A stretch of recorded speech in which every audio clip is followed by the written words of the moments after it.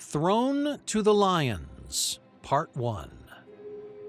My God sent his angel and shut the lions' mouths, and they have not harmed me, because I was found blameless before him. Daniel 6:22. Young Daniel and his friends stared over the walls of Jerusalem at the fierce Babylonian army below. The prophet Jeremiah had warned the Hebrews that if they kept worshiping false gods, enemies would attack the city. Now, the king of Babylon and his soldiers were here. King Nebuchadnezzar and his army had come and set up camp outside Jerusalem. They weren't letting anyone go in or out. The Hebrews ran out of food and their stomachs grumbled. They became so hungry that they threw open the city gates and let their enemies come inside. The soldiers broke down the city walls and set fire to the palace. They destroyed people's houses and stole the precious gold and silver cups from the temple. Then they captured many Hebrews, including Daniel and his friends, and took them back to the mighty city of Babylon. Life was very different in Babylon for Daniel and his friends. The Babylonian people ate strange food and prayed to false gods, but Daniel and his friends stayed true to God's commands. "I will not pray to these gods," said Daniel. "They are useless. They are only made of wood and stone." Daniel's friends agreed. "We will only pray to Yahweh, the true God of Abraham, Isaac, and Jacob." King Nebuchadnezzar liked the boys from Jerusalem, even though they didn't pray to his gods. "Daniel and his friends are smarter than our boys," the king told his officials. "Teach them about Babylon so that they can work for me." The boys learned about Babylon for 3 years. God watched over them and gave them lots of wisdom. Soon they knew more than anyone else. When Daniel and his friends finished their studies, they stayed in Babylon and worked for the king. As Daniel grew older, God gave him a special gift of understanding dreams and solving mysteries. He could explain what no other person could explain in all of Babylon. The Magi, the sorcerers, astrologers, and wise men of Babylon, they were jealous of Daniel's special gift. "It is our job to understand dreams and mysteries. How can this Hebrew know more than we do?" One night, King Nebuchadnezzar had a scary dream about a giant statue. His heart was filled with fear, and he summoned the Magi. "Tell me the meaning of this dream, otherwise I will put you all to death." The Magi shook with worry. No matter how hard they prayed to their false gods, they couldn't explain the meaning of the king's dream. King Nebuchadnezzar knew the Magi didn't have the answer to his dream. He grew tired of listening to their lies. "The Magi don't know anything," he told his officials. "Put them all to death." Daniel, who had been sentenced to death with the other Magi, hurried to see the king. "Your Majesty, please give us more time. My God can tell me the meaning of your dream." That night, Daniel asked God to explain the king's dream, and God did so. When King Nebuchadnezzar learned the meaning of his dream, he knew Daniel was telling the truth. He gave him many gifts and made Daniel the chief of the Magi in Babylon. Many years passed, and a new king named Belshazzar began to rule Babylon. He didn't know about Daniel and his special gift of understanding dreams and solving mysteries. Meanwhile, a king named Koresh lived in a faraway land known as Persia. He had heard about the magnificent city of Babylon and wanted to conquer it for himself. He gathered all his soldiers, his horses and chariots, and set off to attack the city. Soon the Persian soldiers arrived at the city gates. Looking up at Babylon's enormous walls, the soldiers said, "How can we attack the city? The walls are as wide as houses. It looks like a fortress." King Koresh thought for a minute. and came up with a clever plan. "We don't need to break down the city walls. There's a river that flows through Babylon." He pointed to a huge pile of rocks near the river. "Use those rocks to block the river so the water will go down. We'll creep along the riverbed into the city when the water is low enough." King Belshazzar of Babylon was not scared of his enemies outside the city gates. "The city walls are high and wide, and our storehouses are full of food. There's no way the king of Persia can break down the walls and capture Babylon." King Belshazzar threw a party at the palace to honor his gods. He invited the princes of Babylon to join him. The princes of Babylon liked feasting at the palace with the king. They put on their finest tunics and hurried to the party. Trumpets blared and drums boomed. The princes sang and danced and had a party that lasted all night. Then King Belshazzar remembered the gold and silver cups his grandfather, King Nebuchadnezzar, stole from the temple in Jerusalem a long time ago. His heart was filled with pride, and he summoned his servants. "Bring the temple cups so we can drink from them." When the cups had been brought, King Belshazzar stood before the princes and filled the cups with wine until they overflowed. The people cheered and clapped their hands and praised the Babylonian gods for their good fortune. But God was not pleased. He decided to teach the king a lesson. Part 2. God was not happy with King Belshazzar's bad behavior. He didn't want the gold and silver cups from his temple used to mock him. While the people were eating and singing, the fingers of a human hand suddenly appeared from nowhere and wrote 4 strange words on the wall near the king. The king stopped drinking. The princes stopped singing, and the musicians stopped playing their instruments. Snatching a lamp from the table, King Belshazzar strode over to the wall and peered at the strange words. His face grew pale, and his knees began to knock with fear. "What does the writing say?" he shouted to his officials. "Fetch the Magi, so they can tell me what these words mean!" The Magi hurried to the palace to see the strange words for themselves. The king said to them, "If you can read this writing and tell me what it means, I will give you many gifts."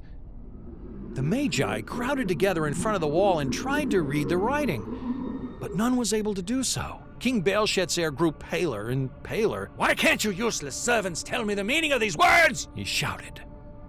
Hearing the noise the king was making, the queen hurried to see what had happened. "Don't be scared," she told the king. "There is in our kingdom a Hebrew Magi named Daniel who can explain dreams and solve mysteries. His God gives him great wisdom. He will tell you what the words mean." Quickly, King Belshazzar summoned Daniel to the palace. "Tell me what the writing says, and I will give you many gifts and make you a ruler in my kingdom." Daniel bowed before the king. "Your Majesty, I don't want your gifts, but I will tell you what the words mean." He looked carefully at the writing on the wall. It says, Mene, Mene, Tekel, Peras, which means God is not pleased with how you live your life. He is about to give your kingdom to the king of Persia, and you will soon die.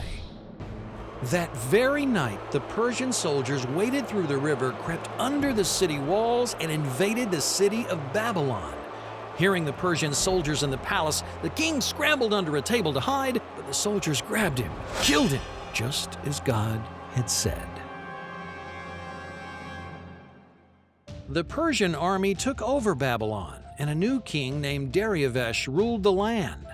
Babylon was big and powerful, so the king chose many Magi to help him rule the people. King Darius heard that Daniel was the wisest of all the Magi. He said to Daniel, "I will make you the most powerful man in Babylon after myself. You can help me rule the Magi and the people." The Magi were jealous of Daniel's special friendship with the king. Why has the king made Daniel the boss of us? They grumbled. He is a Hebrew and worships a strange god. No matter how hard they tried, they couldn't find anything wrong with Daniel. He was honest and wise and worked harder than all the other Magi. We must do something to get Daniel into trouble, they whispered amongst themselves. Even though Daniel was the chief of the Magi, he didn't worship their false gods made of wood and stone. He loved the God of Abraham, Isaac, and Jacob. Every day he opened the windows in his home and prayed to the God of the Israelites. One day, when the Magi saw Daniel praying, they had a nasty idea. The only way we can get Daniel into trouble is if we get the king to make a law against Daniel's God. With any luck, Daniel will break the law, Another Magi added. Then King Darius will have to throw him to the lions. The Magi rushed to the palace and spoke to the king. Your Majesty, we think you should make a law that says everyone must pray to you as their God for the next 30 days. If they pray to another god, then they will be thrown to the lions. King Darius puffed up his chest. He liked the idea of people praying to him as a god. Before King Darius could change his mind, the Magi quickly wrote down the law on a clay tablet and showed it to the king. Your Majesty, sign here so the law cannot be changed. King Darius picked up the tablet, stamped it with his royal ring, and it became a new law in the kingdom. He didn't know that the Magi had planned a clever trap for his friend, Daniel. Part 3. When Daniel heard about the new law, he went back to his room and flung open the windows that faced his old home in Jerusalem.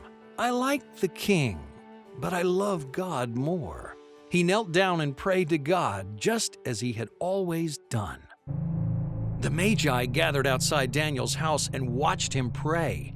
Then, rubbing their hands together, they raced back to the palace to tell the king what they had seen. Your Majesty, do you remember you signed a law that for 30 days people could only pray to you? King Darius's eyes lit up. Yes, that is true. Otherwise, they must be thrown to the lions.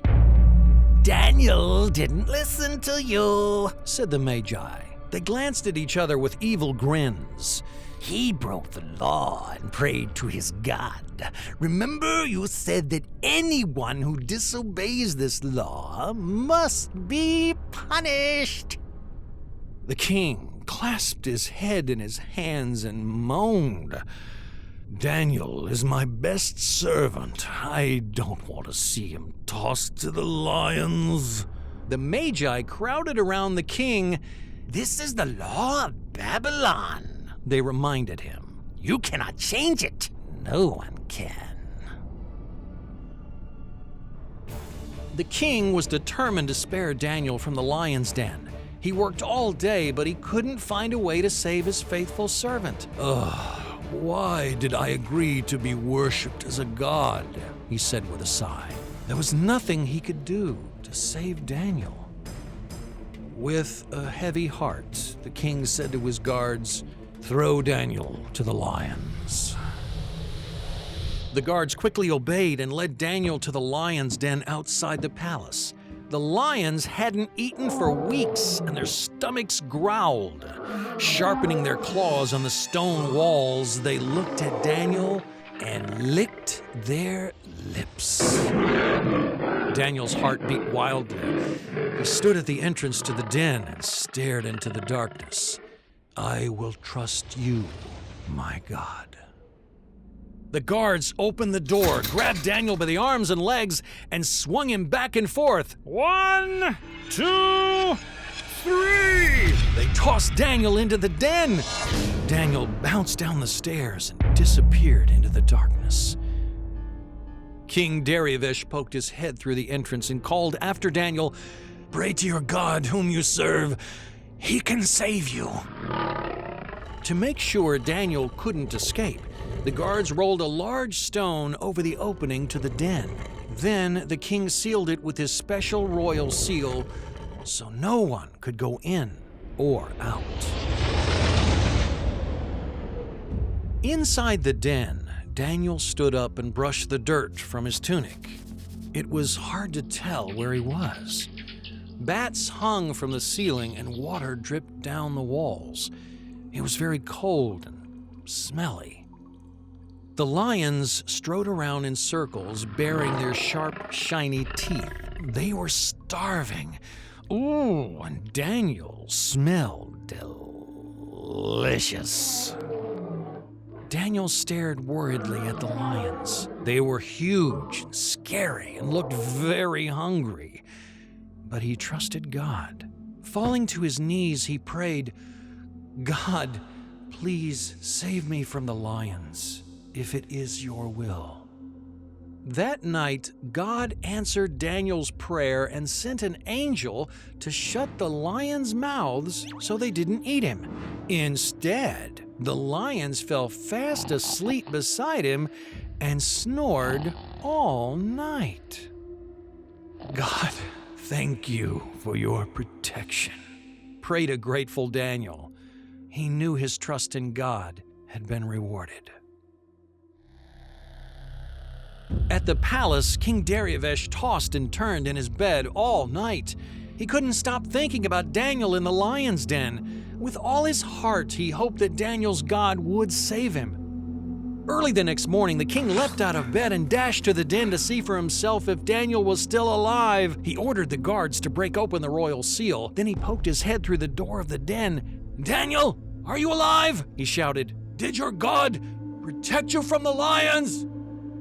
Daniel looked up at the king and answered, "My God sent an angel to shut the lions' mouths so they didn't eat me. God knew I had done nothing wrong."